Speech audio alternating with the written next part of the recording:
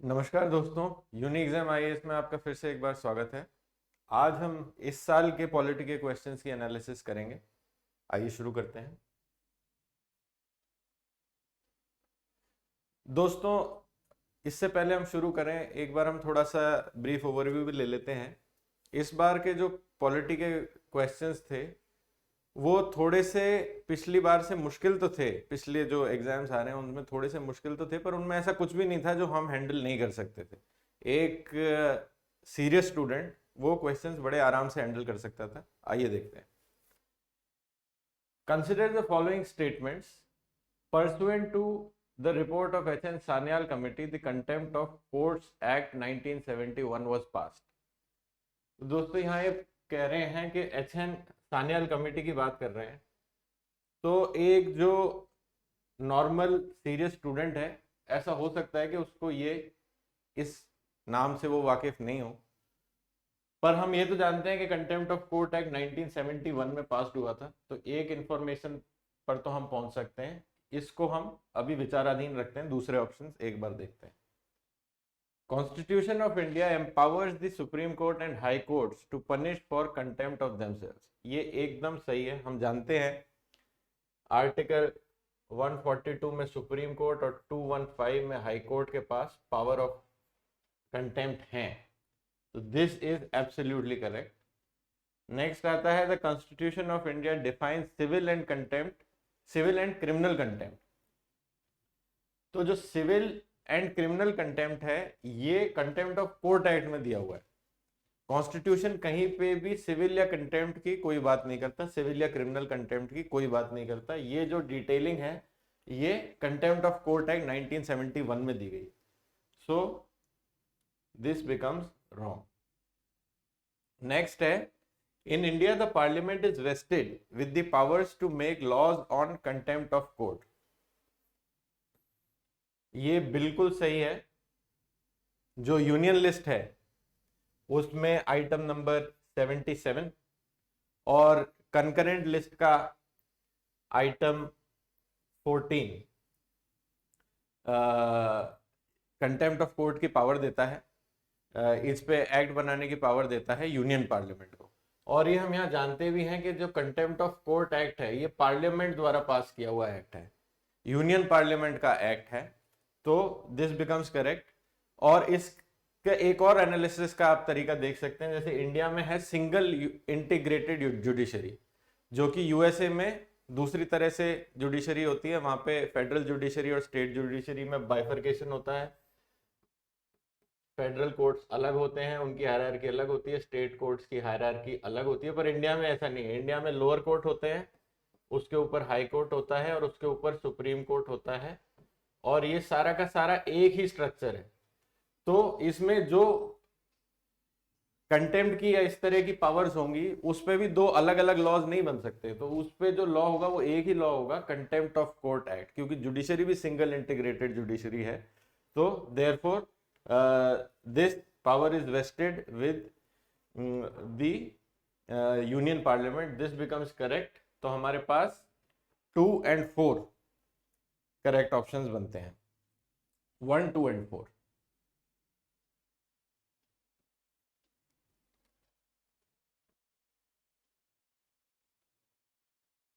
Next हम आते हैं with reference to India consider the following statements. Government law officers and legal firms are recognised as advocates but corporate lawyers and patent attorneys are excluded from recognition as advocates। तो दोस्तों India में एक act है जिसे हम कहते हैं advocates act. तो जो एडवोकेट्स एक्ट है ये डिफाइन करता है हु इज एन एडवोकेट। तो ये कैसे डिफाइन करता है? एक्ट डिफाइन करता है any person who is whose name is registered on the rolls of the state bar councils as an advocate, he is an advocate। तो एक बार और देख लेते हैं कि एडवोकेट्स एक्ट के अंदर दो अथॉरिटीज दी गई हैं। एक तो है बार काउंसिल ऑफ इंडिया, ये ऊपर लेवल पे, और इनके नीचे हैं state bar councils. Various state, हर स्टेट की अलग अलग बार काउंसिल्स होती हैं। बार काउंसिल्स अपने पास एडवोकेट्स का रोल मेंटेन करती हैं और जो लोग भी उसमें एनरोल्ड होते हैं they are defined as advocates. तो ये ऐसी कोई बात, legal firms are recognised as an advocates but corporate lawyers and patent attorneys are excluded, ऐसी कोई बात नहीं करता एडवोकेट्स एक्ट। वो तो केवल ये कहता है कि all person whose name is registered on the rolls of state bar council they are advocates. तो दिस बिकम्स रॉन्ग। और अगर थोड़ा कॉमन सेंस से भी इसे देखें तो लीगल फर्म्स, अब जो भी किसी पर्सनल क्वालिफिकेशन की वजह से अगर किसी को कोई एंटाइटलमेंट दिया गया है तो वो फर्म्स, ऐसी संस्थाएं, ग्रुप ऑफ पर्संस को तो दिया ही नहीं जा सकता। जैसे अगर आपका ड्राइविंग लाइसेंस भी है तो वो इंडिविजुअल को दिया जाता है, किसी फर्म को नहीं दिया जा सकता। तो कॉमन सेंस के द्वारा भी हम इस पे पहुंच सकते हैं, इस एनालिसिस पे पहुंच सकते हैं। Next, bar council have the power to lay down rules relating to legal education and recognition of law colleges। तो जो बार काउंसिल्स हैं उसमें क्या है, ऊपर बार काउंसिल ऑफ इंडिया है and in consultation with state bar councils they decide what are the parameters for legal education in India। तो again this becomes correct, the bar council power to lay down the rules relating to legal education and recognition of law colleges, this is absolutely correct। so then correct answer becomes 2 only।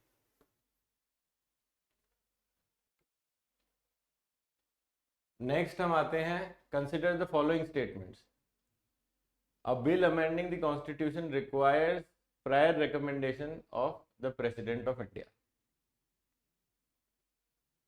तो prior recommendation of president of India article 3 में, जहां पे new states की बात create करने की बात की गई है, 117 में जो फाइनेंशियल बिल्स की बात करता है, और 274 जो कि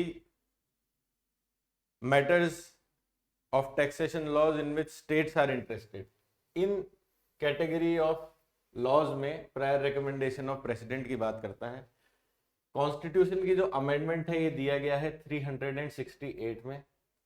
368 ये क्लियरली पहले क्लॉज में ये कहता है कि procedure constitution will be amended as per the procedure provided in this article. तो ये जो आर्टिकल है इसके अंदर ही पूरा प्रोसीजर दिया गया है कॉन्स्टिट्यूशन अमेंड करने का, और ये आर्टिकल प्रायर रिकमेंडेशन की कोई बात नहीं करता है। So this option that a bill amending the constitution requires prior recommendation of president is not correct। next आते हैं, when a constitution amendment bill is presented to the president of India it is obligatory for the president of India to give his assent।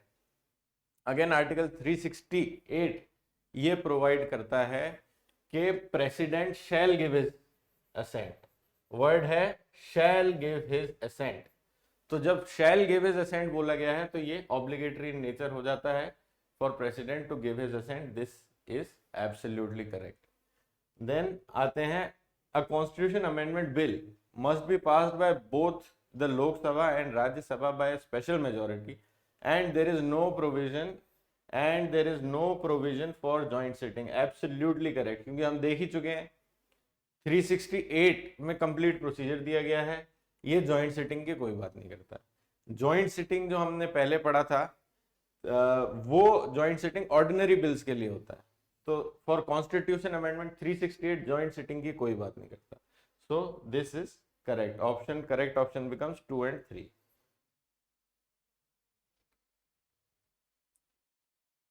Next हम आते हैं, consider the following statements. The constitution of India classifies ministers into 4 ranks: cabinet minister, minister of state, minister of state with independent, minister of state with independent charge and deputy minister.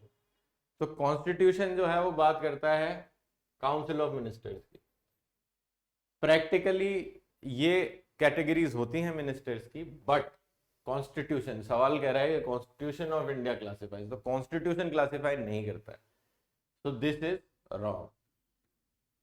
Next हम आते हैं, the total number of ministers in union government including the prime minister shall not exceed 15% of the total numbers in lok sabha। ये एकदम correct है, हम पहले भी देख चुके हैं, डायरेक्ट प्रोविजन है आर्टिकल 75 से। so correct option becomes 2 only। Next हम आते हैं which of the following is are the exclusive powers of Lok Sabha.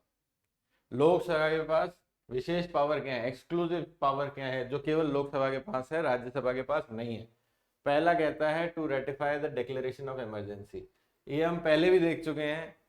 तो जो रेटिफिकेशन ऑफ इमरजेंसी है दोनों हाउसेस के द्वारा होता है, लोकसभा भी करेगा एंड राज्यसभा भी करेगा। Both houses have to do this as per article 352 of the constitution of India. Next है pass the motion of no confidence against council of minister. Absolutely correct. Article 75 ये कहता है कि the council of ministers shall occupy the office so long as they enjoy the confidence of lower house of the parliament। तो absolutely correct. तो इसमें केवल लोकसभा का विशेष अधिकार है, यहाँ पे राज्यसभा के पास ये कोई अधिकार नहीं है कि वो नो कॉन्फिडेंस मोशन पास कर सके काउंसिल ऑफ मिनिस्टर के खिलाफ। ये करेक्ट होता है। नेक्स्ट है to impeach the president of India. Impeach the president of India article 61 में ये कहता है कि दोनों हाउसेस के द्वारा by 2/3 of majority of all the members जो मोशन है वो पास हुआ होना चाहिए। Only then president of India will be impeached.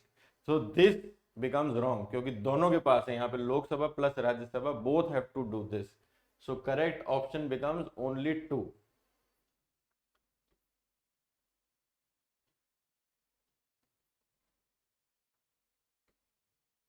Next हम आते हैं with reference to anti defection law in India consider the following statement. Anti defection क्या है, दल बदल। कोई भी आदमी अपनी पार्टी नहीं बदल सकता। Law specifies that a nominated legislator can not join any political party within 6 months of being appointed to the house. तो ये बात कहता है नॉमिनेटेड लेजिस्लेटर। हमारे पास दो कैटेगरी ऑफ लेजिस्लेटर होते हैं, एक इलेक्टेड होते हैं, एक नॉमिनेटेड होते हैं। इलेक्टेड मेंबर्स की पार्टी कौन सी मान ली जाएगी, जिसके टिकट पे वो जीत के आए हैं, जिस पार्टी के वो मेंबर थे at the time when they took seat as member of the house. और नॉमिनेटेड के लिए है कि जिसके वो सीट लेते वक्त मेंबर थे या विद इन 6 months अगर वो किसी पार्टी के मेंबर बन जाते हैं तो वो भी उस पार्टी के मेंबर माने जाएंगे। दल बदल कानून जो कि एंटी डिफेक्शन लॉ है for the purpose of anti defection law, ये शेड्यूल 10 डायरेक्टली ही कहता है। तो ये कहता है कैन नॉट ज्वाइन, परंतु सच्चाई ये है कि ही लॉ ये कहता है कि अगर विद इन 6 months उसने किसी पार्टी को ज्वाइन कर लिया तो then he will be considered as a member of that party. This becomes wrong. Next आता है the law does not provide any time frame within which the presiding officer has to decide a defection case. This is correct. Schedule 10 किसी time frame की बात नहीं करता है। And secondly जब इस तरह के केसेस करंट अफेयर्स में होते हैं तो अक्सर अखबारों में भी हमको ये इंफॉर्मेशन मिलती है that it does not, there is no time frame prescribed. So correct answer becomes 2 only. Next हम आते हैं consider the following statements. Attorney general of India and solicitor general of India are the only officers of the government who are allowed to participate in the meetings of the parliament of India. कहता है attorney general of India and solicitor general of India.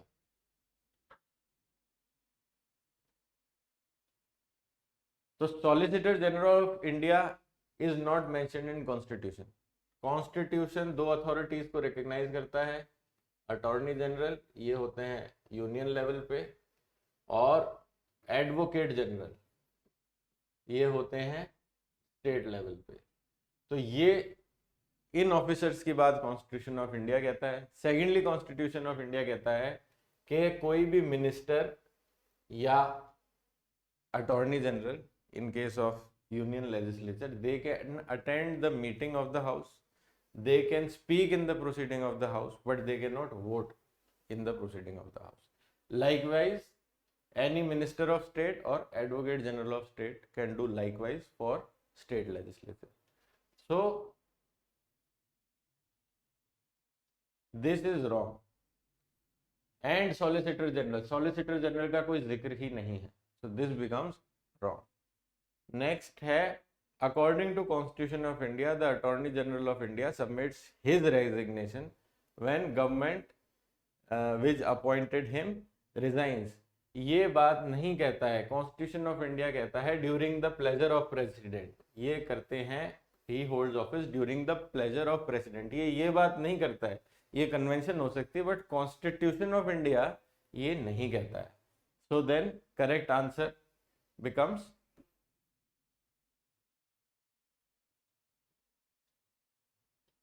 neither one nor two. With reference to the writs issued by the courts in India, consider the following statements. writs की बात कर रहा है, कहता है mandamus will not lie against a private organization unless it is entrusted with a public duty. तो Ritz का एक बार देख लेते हैं, थोड़ा इसको एनालाइज करते हैं. रिट्स क्या होता है, कोर्ट्स इशू करते हैं, supreme court under 32, high court under 226. तो ये कब होंगे, जब आपके कॉन्स्टिट्यूशनल फंडामेंटल राइट्स जो हैं वो वायलेट होंगे. फंडामेंटल राइट्स किसके अगेंस्ट इम्पोज किए जा सकते हैं, ओनली अगेंस्ट स्टेट. आर्टिकल 13 कहता है कि state shall do no such act which violates any of the fundamental rights provided here, है ना. तो नाउ आगे ये कहता है against a private organisation unless it is entrusted with a public duty. तो इसमें एक केस है अनादि मुक्ता सदगुरु का केस था, उसमें ये होल्डिंग थी कोर्ट की कि even where there is a private organisation and if they are doing a public function, तो उस केस में भी writ they will be amenable to writ jurisdiction. अब कई बार ऐसा होता है कि कई स्टैट्यूटरी फंक्शंस जो हैं वो प्राइवेट ऑर्गेनाइजेशंस भी करती हैं, जैसे एजुकेशन है तो कई प्राइवेट एजुकेशन ट्रस्ट होते हैं, प्राइवेट एजुकेशनल ऑर्गेनाइजेशन है, but they are recognised by state and by virtue of doing this public duty and public function they will be amenable to writ jurisdiction, they will have to honor the constitutional rights of citizens. So this becomes a correct option. Next है mandamus will not lie against a company even though it may be a government company. तो article 12 में state define है India में. State क्या होता है, state is government and legislature at union and state levels plus any body or authority, कहता है any body or authority within the territory of India.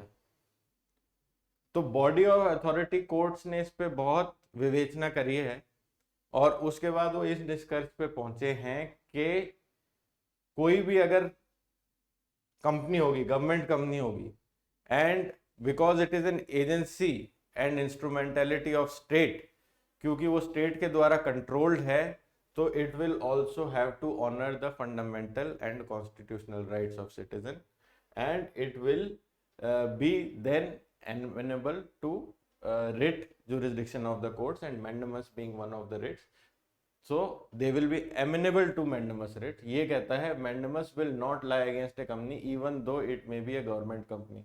तो कोई मान लीजिए प्योरली प्राइवेट कंपनी है तो उस पे तो नहीं लाई करेगा, पर अगर गवर्नमेंट कंपनी है तो that comes with in the definition of state, सो इस पे mandamus will lie against them, this becomes wrong. Next आता है any public minded person can be a petitioner to move the court and obtain the writ of को warranto. को warranto is show your authority या bye what authority. तो कोई भी public holder of a public officer है, उससे authority देने के लिए कहा जा सकता है कोर्ट के द्वारा कि आप बताइए by what authority are you holding this post. तो इसमें कोई आप even a member of public will have a locus standi in this case. जैसे मान लीजिए कोई म्यूनिसिपैलिटी का कोई मेंबर है तो and he by not by proper course he is holding some office, so then ये इस तरह के केस कोर्ट में किया जा सकता है. और इसको सेकेंडली हम दूसरी तरह से भी देख सकते हैं. जैसे इंडिया में हम जानते ही हैं कि PIL is a very well developed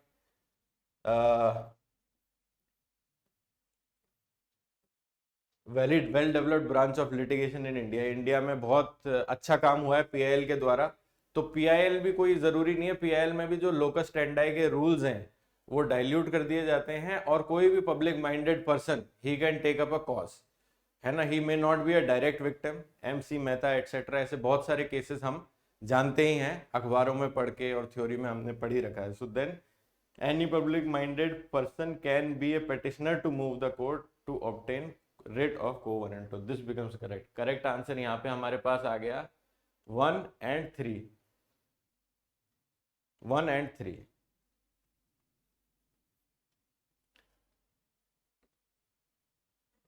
next हम आते हैं with reference to deputy speaker of Lok Sabha consider the following statements as per the rules of procedure and conduct of business in Lok Sabha, the election of deputy speaker shall be held on such date as speaker may fix.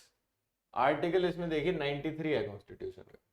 तो constitution का 93 article ये कहता है कि members will choose from amongst themselves speaker and deputy speaker.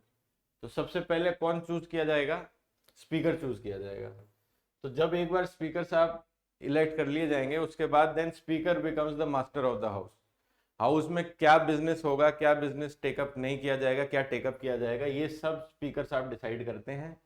तो जो deputy speaker का जो इलेक्शन है वो भी स्पीकर ही डिसाइड करेगा। सो shall be held on such date as speaker may fix. This is correct. Next आते हैं, there is a mandatory provision that election of a candidate as deputy speaker of Lok Sabha shall be from either principal opposition party or ruling party. ये हम पहले भी देख चुके हैं, ऐसी कोई रिक्वायरमेंट नहीं है कि प्रिंसिपल जो डेप्यूटी स्पीकर साहब हैं वो प्रिंसिपल ऑपोजिशन पार्टी से होने चाहिए या रूलिंग पार्टी से होने चाहिए। ऐसी कोई व्यवस्था संविधान में नहीं दी गई है। मेंबर्स अपने में से किन्हीं दो लोगों को स्पीकर और डेप्यूटी स्पीकर चूज कर सकते हैं, और ये हम पहले भी देख चुके हैं। फिलहाल जो अभी करंट लोकसभा है उसमें तो ये ऑफिस भी वेकेंट है। So then this is wrong. Mandatory provision कह रहा है, मैंडेटरी प्रोविजन। तो जैसे हम पहले भी देख चुके हैं, इस तरह के जो ब्लैंकेट स्टेटमेंट है उनको वैसे भी हमें एक संदेह की दृष्टि से देखना चाहिए। नेक्स्ट आता है, the deputy speaker has the same powers as of the speaker when presiding over the sitting of houses and no appeal lie against these ruling. This is correct. Deputy speaker साहब का role ये होता है कि when speaker is not present the functions of speaker will be conducted by deputy speaker। फिर जो second clause है जो कहता है कि and no appeal shall lie against his rulings, तो इसमें कॉन्स्टिट्यूशन का आर्टिकल है आर्टिकल 122। तो ये कहता है कि जो any proceedings which happen in parliament they shall not be inquired into by any court of law, number 1। Secondly, no officer who has done anything with regarding in relation to the proceedings of the house, courts will not have jurisdiction over actions of such an officer. So then this becomes the sentence says the deputy speaker has the same powers as of the speaker by presiding the sitting of the house, correct, and no appeal shall lie against his rulings, correct. Both are correct. Next आते हैं, the well established parliamentary practice regarding the appointment of deputy speaker is that the motion is moved by speaker and is duly seconded by prime minister। तो जो speaker साहब हैं ये he is neutral authority है, ये तो referee का काम करते हैं, तो ये कोई मोशन मूव नहीं करेंगे कभी भी। ये तो मास्टर एंड कमांडर है हाउस के, ये डिसाइड करेंगे कि कौन सा बिजनेस किस तरीके से होना चाहिए, सारी चीज अकॉर्डिंग टू प्रोसीजर हो रही है या नहीं हो रही। तो ये मोशन ये नहीं कभी प्रेजेंट करेंगे। This is clearly A wrong option. तो इस में हमारे पास ऑप्शन करेक्ट बनते हैं 1 and 3। This becomes the correct option. Next आता है, in the government of India act 1919 the functions of provincial government were divided into reserved and transferred subject. Which of the following are treated as reserved subject? तो हम जानते हैं reserve subject हैं जो अंग्रेजों ने अपने पास रख लिए थे, ट्रांसफर्ड वो सब्जेक्ट्स हैं जो उन्होंने इंडियंस को दे दिए थे गवर्न करने के लिए। तो पहला सब्जेक्ट कह रहा है एडमिनिस्ट्रेशन ऑफ जस्टिस, दूसरा है लोकल सेल्फ गवर्नेंस, तीसरा है लैंड रेवेन्यू और चौथा है पुलिस। तो ये जो कॉलोनियल पावर हैं ये कभी इस तरह के vital functions administration of justice या लैंड रेवेन्यू या पुलिस जिसके द्वारा वो पूरी पॉपुलेशन पे कंट्रोल रख सकते हैं, इसके द्वारा वो अपनी गवर्नमेंट चलाते हैं और अपना मूल पर्पस फुलफिल करते हैं, अपनी जो मेन कंट्री है उसको पैसा भेजना। तो इस तरह के फंक्शन जिससे वो अपनी पावर मेंटेन करते हैं, जस्टिस, ये कभी भी वो डिवॉल्व नहीं करेंगे और इसी बात के पीछे सारी लड़ाई थी। वो लोकल सेल्फ गवर्नमेंट हम जानते हैं, जैसे पहले लॉर्ड रिपन थे, उनके टाइम से ही ये डिवॉल्व होना धीरे धीरे लेट 1800s में ही चालू हो गया था।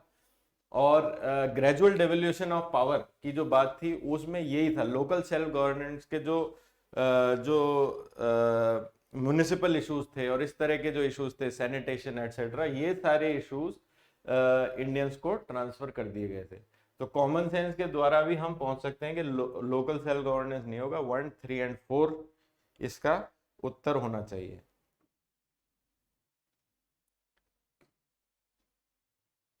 नेक्स्ट हम आते हैं, if a particular area is brought under the 5th schedule of the constitution, which one of the following statement best reflects the consequences of it? पहला कहता है this would prevent the transfer of land of tribal people to non-tribal people. दूसरा कहता है this would create a local self governing body in that area. तीसरा कहता है this would convert that area into a union territory.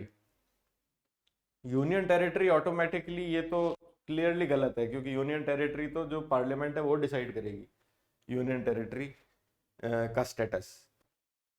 Next है the state having such area would be declared as a special category of state. तो special category of state कौन कौन सी है India में? जो हिली स्टेट्स हैं, Jammu and Kashmir, Himachal Pradesh, Uttarakhand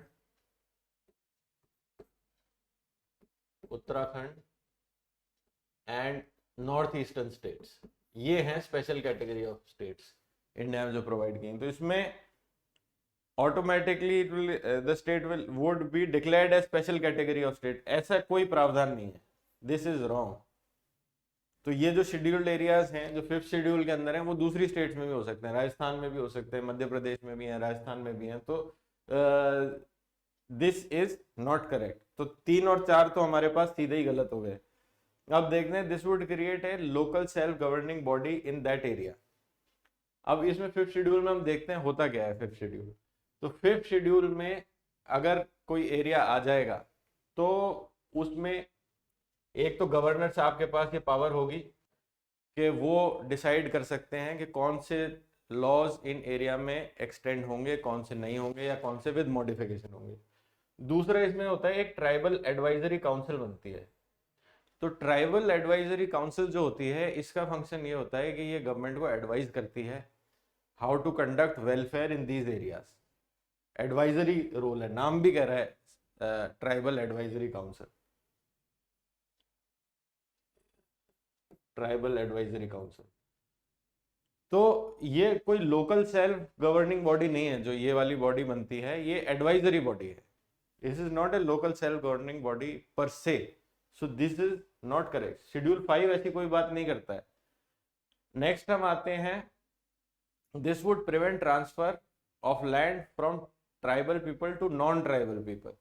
तो इसी शेड्यूल में ये प्रावधान है कि जो गवर्नर साहब हैं वो रेगुलेशंस बना सकते हैं to regulate the transfer of land by और among scheduled tribe which is tribal people. तो ये हालांकि ऑटोमेटिक कॉन्सिक्वेंस नहीं है, पर फिर भी जैसे हमने पहले भी देखा था जब हम प्री के सवाल सॉल्व कर रहे होते हैं तो हमें थोड़ा सा उन्हें लिबरली पढ़ना होता है। तो then and out of these options this option is the most appropriate option. तो आंसर बिकम्स ए। तो दोस्तों इसी के साथ हम आज के सेशन के एंड पे आ जाते हैं। और जैसा कि हम देख ही चुके हैं कि ये सवाल इनमें ऐसा कुछ भी नहीं था जो एक सीरियस स्टूडेंट आराम से हैंडल ना कर सके थोड़े धैर्य के साथ। तो हमको लगता है आज का सेशन आपको अच्छा लगा होगा। Please like share and subscribe our video. Thank you.